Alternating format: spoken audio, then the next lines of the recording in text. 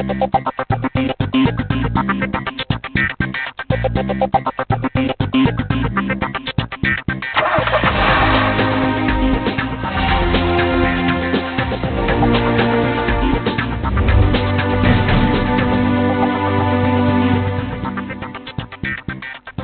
back. It's been a tough time in the automotive market here in India. That's something that we've talked about for some time, and in the premium space, perhaps even tougher. So, credit then to Mercedes-Benz for its 5th year of leadership here in India. And the one thing that keeps everything going, new product. And so, an update, and a significant one, on the GLC, the compact SUV, is then very important for Mercedes-Benz. What does the new car have? Well, I can tell you it has MBUX, which is its new interface. So, here is everything you need to know on the new GLC. SUVs are trendsetters, and that's true even in the luxury space. We've seen updates from Audi and BMW, so it was only time when Mercedes-Benz jumped in with its competitor, the GLC. The facelift now takes on the Q5 and even the new gen BMW X3. And there's no doubt that the GLC has been able to cement its position in the segment for all these years. Remember, it first came to India in 2016. But the facelift, when Mercedes thought of bringing out the facelift, it had to be a comprehensive update and obviously up to date as well. So the GLC does get all of that. You see a brand new front grille, you see new bumpers, you see new rear bumpers as well, and of course new headlamps. The design has changed too. There are LED DRLs that give it a very signature look and actually remind us of the GLB that sits between this and the GLA. So a lot of changes have been made to the car, but it still doesn't look aggressive or in your face, and that's because it's all about understated elegance when it comes to the GLC. The side remains identical to the predecessor, and there are 19-inch light alloy wheels in gloss black and high sheen finish, which really look good. The aluminium look running boards on the side are mounted at the height of the side skirts, and this makes ingress and egress an easy process. There's chrome on the side too, and that adds the premium touch. All of this enhances the look of the GLC, but it's not exactly a head turner. So a lot might not have changed outside, but there are some big differences on the inside.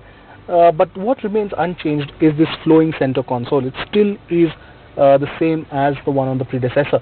But the first thing to grab your attention is not that, but this 10.25 touchscreen infotainment system. Apple CarPlay, Android Auto on offer.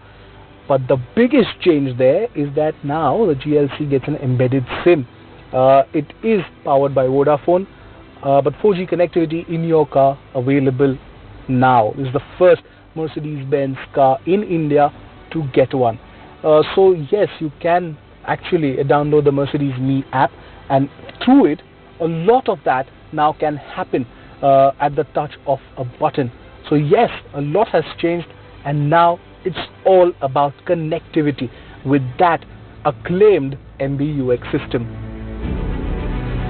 The car that we got came with beige upholstery, and this really gives you a sense of space inside the car. Of course, it's trendy and therefore features like ambient lighting, which has 64 color combinations to offer, and wireless phone charging too are part of the package. But would you really be spending much time up front? Now the GLC is mostly a chauffeur-driven car, so it always had decent amount of space at the rear. So it has good knee room. You can see the sculpted front seats, and it has decent headroom too for a person as tall as me. What is interesting is that it gets two C-type charging stations, as also a 12-volt charging point. For the C-type now, you'll need adapters, so yes, you'll have to buy them. But 3 charging points is pretty good at the rear. There are the rear AC vents that you get. The rest of the entire theme remains the same. And then there is this partition that you get. This is basically what you get here. No nothing inside here as far as the entertainment is concerned. You cannot do anything or change anything as far as the entertainment is concerned. But what you get now are these sun blinds, which are operated manually, so you can keep the sun out whenever you are going out. That's a very, very valuable addition. There was, of course, one concern that we had with the GLC last time around, and that was the boot space on offer. You had to choose between carrying a spare tire or having space for your bags. Mercedes-Benz doesn't give you that choice anymore.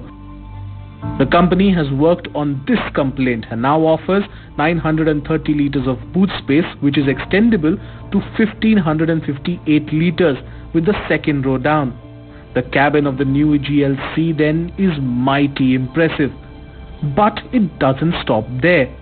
The virtual assistant of the MBUX system is extremely helpful, as we found out. Well, the assistant can understand 32 languages. Sadly, Hindi is not one of them. But then how does it work? Well, here's a demonstration of exactly that. We start by saying, "Hey Mercedes, how may I help you? I'm hungry. Please select an entry." Well, and basically it shows me a list of all the restaurants they are. So if you're out on the highway and you want some entertainment, well, Mercedes takes care of that too. So here we go. "Hey Mercedes, how may I help you? Tell me a joke." Sorry, my engineers were Germans. I think okay, on a more serious note, I mean, if you want to search for even petrol pumps, well, that's what it does too. "Hey Mercedes, how may I help you? Can you search for the nearest petrol pumps?" Please select an entry. There you go. It shows up everything there is to. And let's check one more thing that it can probably do. "Hey Mercedes, how may I help you? Do a barrel roll." I think you're confusing me with someone else. Yeah, I think I am. So that's basically how it works. It's pretty entertaining, isn't it?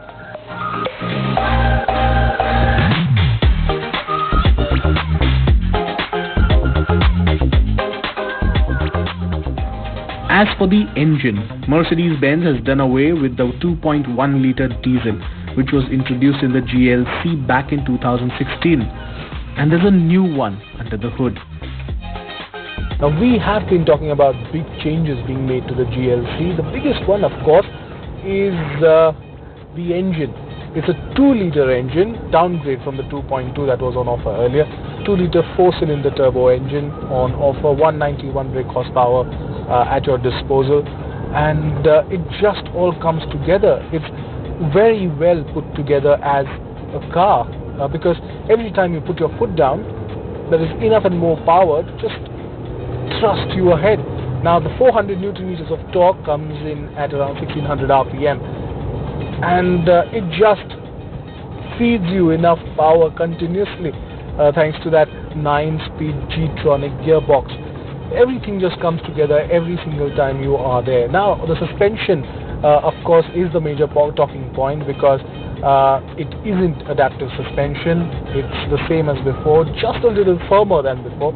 It takes the undulations on the road with ease, but yes, there is a kickback that you get in deeper potholes or deeper surfaces if you try to go in one of them. But as an overall package, the BS6 engine, the kind of NVH levels that this one has, well, it's all just come together pretty well in this facelift version.